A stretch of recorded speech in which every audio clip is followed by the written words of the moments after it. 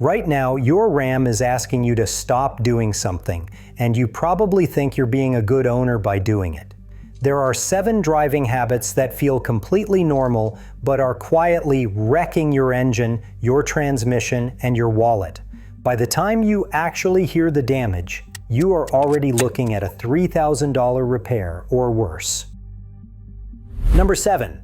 Using cruise control on rolling hills. This one seems harmless. You set cruise on the highway, sit back, and let the truck handle it. But if you are driving through any kind of rolling terrain, hills, overpasses, even long gradual grades, your 8-speed transmission is going through chaos behind the scenes. The truck is trying to hold one exact speed, so every time the road tilts up even a little, the transmission drops a gear. Then the road flattens and it shifts back up. Then another hill, another downshift. On rolling highways, this can happen every 20 or 30 seconds for miles. Every one of those shifts means the torque converter is locking and unlocking, and each cycle generates friction heat. Remember the rule from Gears magazine.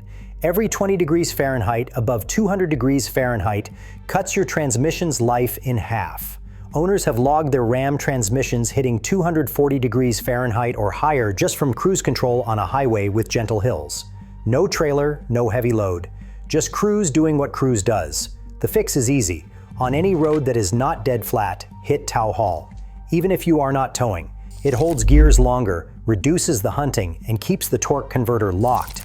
Your transmission temperature will drop, and your truck will actually feel better to drive. But cruise control heat is only half the problem. There is a fuel-saving feature running in your Hemi right now that is slowly starving it of oil, and your truck will never warn you about it. Number 6. Leaving MDS on during highway cruising. MDS is Ram's cylinder deactivation system. When you're cruising light on the highway, the computer shuts down 4 of your 8 cylinders to save fuel. Sounds smart. But here is what happens to those 4 cylinders when they go to sleep. The lifters in the deactivated cylinders stop getting pressurized oil. In most engines, that would not matter much because there are other ways oil gets to those parts. But the Hemi is different. It relies on something called splash lubrication, where oil gets flung upward off the spinning crankshaft to coat the cam and lifters. Think of it like a paddle wheel throwing water upward. The problem is the cam in a Hemi sits over 7 inches above the crank, way farther than in something like a Chevy V8. So when MDS shuts down 4 cylinders and cuts off their pressurized oil supply, those lifters are completely dependent on splash. And here is the kicker. MDS activates at exactly the moment splash is weakest, during light load, low RPM highway cruising. The crank is not spinning fast enough to fling oil that high, and the lifters that need it most are getting almost nothing. Those lifters still ride on the cam lobes the entire time. They are just doing it with barely any lubrication. Over tens of thousands of miles, that is what leads to the infamous Hemi tick. The lifter roller bearings start to fail, and once they do, they grind the cam lobes flat. If your Ram is mainly a highway commuter, disable MDS when you can.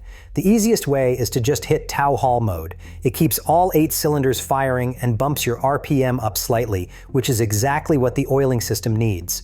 If you want a permanent fix, a tuner or an MDS delete kit with upgraded lifters runs around $1,500 to $2,500, and a lot of Ram owners consider it the single best investment you can make on these trucks. But there is another way people accidentally starve their Hemi of oil, and it looks like the most responsible thing you could do. Number 5. Letting it idle for long stretches. Idling feels like you are being gentle with your engine, but for the Hemi, it might be the worst thing you can do, and the reason goes back to that same splash oiling design. At idle, the crankshaft is barely turning. That paddle wheel we talked about is barely moving. Almost no oil is making it up to the cam and lifters. They are running nearly dry every second your truck sits there idling. The fleet data backs this up. Police departments that run Rams with high idle time see way more cam and lifter failures than normal. One 2020 Ram Rebel owner documented his cam failure at 101,000 miles.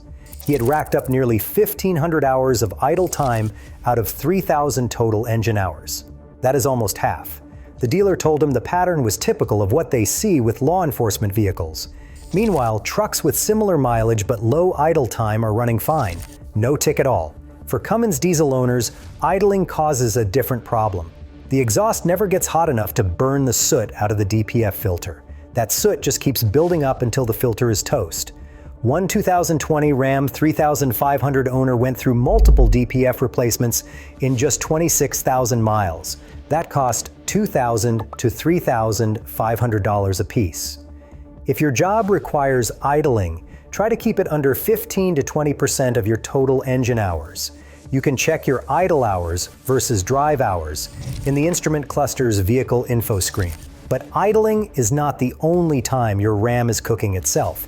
If you have ever towed without pressing one specific button on your dash, your transmission might already be on borrowed time. Number 4. Towing without tow haul mode engaged.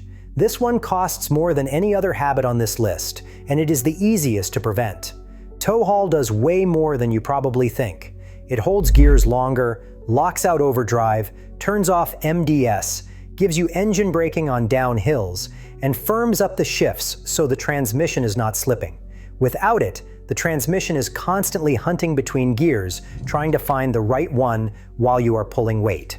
All that shifting generates a ton of heat. MDS might actually stay active while you are towing, which creates power surges that make the gear hunting even worse. The heavy-duty trucks are especially at risk. The 68 RFE transmission in the Ram 2500 and 3500 was actually based on a design originally built for minivans, and now it is handling over 1,000 pound-feet of Cummins torque. There is a valve inside that can stick and cut cooling flow by almost 90%. A $40 bypass kit fixes that and drops temperatures by 40 to 80 degrees. Honestly, the best bang for your buck mod on any Ram heavy duty. A 68 RFE rebuild starts around $3,100 and can run up to $13,000 for a heavy-duty build. And Chrysler actually issued a safety recall on 2020 through 2023 Ram heavy-duty trucks because hot transmission fluid was leaking near the exhaust and catching fire. Engage tow haul anytime you are pulling or hauling anything.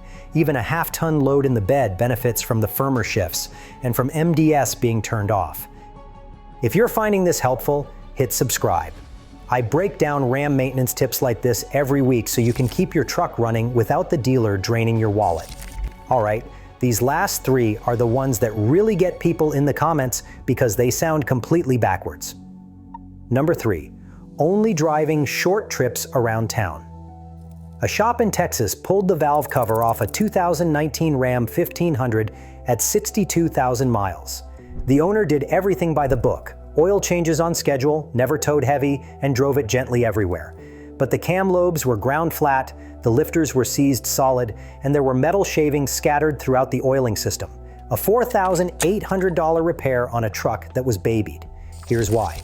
Everything we talked about with idling and MDS applies to short trips, and short trips add 2 more problems. First, your Hemi never gets fully warmed up on a 5 or 10 minute drive. The oil stays thick and heavy, which means splash lubrication is even weaker than normal. Cold, heavy oil does not fling as far. The cam lobes up top barely get any coverage at all. Second, when the engine is cold, it runs rich. Extra fuel goes into the cylinders that does not fully burn. Some of that raw fuel sneaks past the piston rings and ends up in your oil, thinning it out. So now you have oil that is too thick to splash properly and too diluted to protect properly. Used oil analysis on Hemis used for short trips consistently shows fuel contamination in the crankcase, cold oil that cannot reach the cam, diluted oil that has lost its protective ability, MDS still running during light city driving cuts oil flow to half the lifters. That is the recipe for what happened to that truck in Texas. The lifter roller seizes up, stops spinning, and starts grinding across the cam lobe like sandpaper. Metal shavings go everywhere. The repair means replacing all 16 lifters and the camshaft at minimum.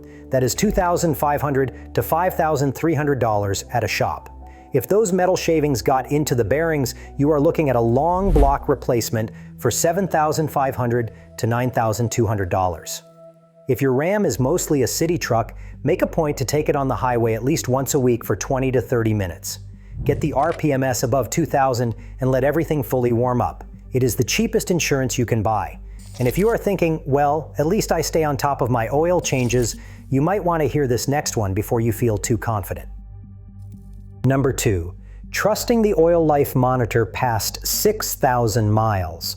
The factory oil life monitor on many Ram trucks can push intervals to 10,000 miles, and the temptation to follow it is strong. But here's what the monitor does not know. The Hemi considers burning 1 quart of oil every 2,000 miles to be totally normal. That comes straight from an official Chrysler Technical Service Bulletin. Think about that. Your Hemi holds 7 quarts. If you are losing a quart every 2,000 miles and you go 10,000 between changes, you could be down almost 3 quarts by the end. That is close to half your oil gone. Less oil in the pan means less oil on the crank, and that means even less splash reaching the cam up top. And the oil that is left has been working for 10,000 miles. The protective additives that keep metal from grinding on metal are basically used up by that point. Those are the same additives protecting your lifter bearings from the failure we just talked about. The consensus from mechanics and experienced Ram owners is clear. 5,000 miles maximum on synthetic oil, regardless of what the monitor says. Check your dipstick every 1,000 miles between changes. If you want to get serious about protecting your engine, send a used oil sample to Blackstone Labs every other oil change. It costs about $40, and they will tell you exactly what is wearing inside your engine before you ever hear a tick. Elevated iron, fuel in the oil, worn out additives. It is like a blood test for your truck. All right. Number 1. This is the one that ties the entire video together, because once you understand it, every other habit on this list suddenly makes sense. Babying your Ram and never letting it rev. This is the habit that connects everything. The Hemi Splash oiling system does not just tolerate higher RPM, it needs them. At 2,000 RPM or above, the crank is spinning fast enough to fling oil up to the cam and coat the lifter rollers. Below that, you are starving them. A shop owner on a Ram forum summed it up perfectly. Trucks that get driven hard and actually worked seem to run forever. The ones babied around town with gentle grandma driving are the ones that come in with the Hemi tick at 60,000 miles. Low RPM highway cruising makes it worse because MDS stays active longer. When your Ram shuts down 4 cylinders to save fuel, those 4 lifters get 0 pressurized oil. They are completely dependent on splash. At 1,500 RPM in 8th gear on the highway, that splash is barely doing anything. The fix is not to drive like a maniac. It is to stop being afraid of your tach. Let the Hemi rev through the gears. Hit tow haul on the highway sometimes to keep MDS off and the RPM a little higher. Take the highway instead of side streets when you can. If your truck sits a lot, take it for a good hard 20-minute drive every week. Your Ram was built to work. The worst thing you can do is treat it like it is made of glass. If any of these habits sounded familiar, you are not alone. Click the video on the screen to see the maintenance schedule that actually protects your Ram, not the one in the dealer's brochure. I will see you in that one.